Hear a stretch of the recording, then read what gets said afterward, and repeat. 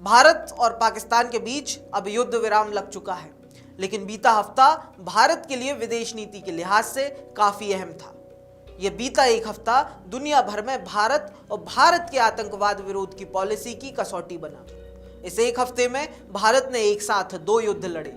एक तरफ सीमा पर सेना गोला बारूद से युद्ध कर रही थी, तो दूसरी तरफ ग्लोबल पॉलिटिक्स में डिप्लोमेटिक वॉर चल रहा था।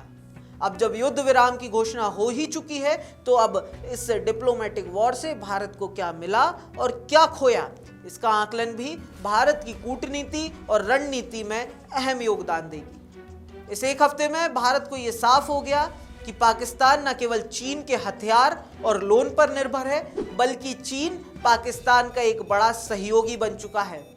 भारत से युद्ध की संभावनाओं के बीच चीन ने यह भी स्पष्ट किया था कि किसी भी हालत में वो पाकिस्तान के साथ खड़ा है।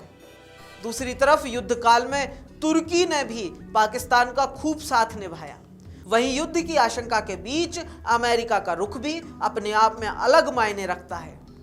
अपने आप को भारत का दोस्त कहने वाला अमेरिका जब भारत को उसके साथ की सबसे ज्यादा जरूरत थी, तब चीन के साथ ट्रेड डील को फाइनल करने में लगा था।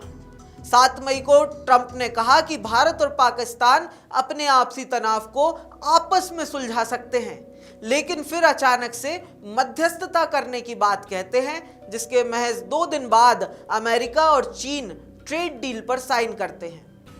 IMF में वहीं पाकिस्तान को युद्ध काल में भी हजारों करोड़ों का लोन मिल जाता है।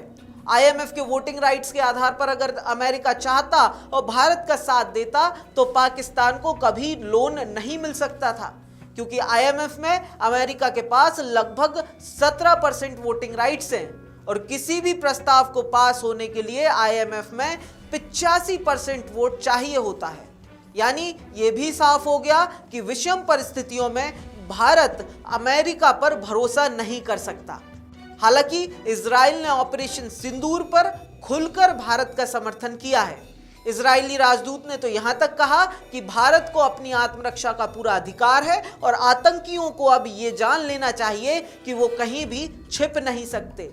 वहीं खुद यूक्रेन के साथ युद्ध में उलझे रूस ने संतुलित रुख अपनाया।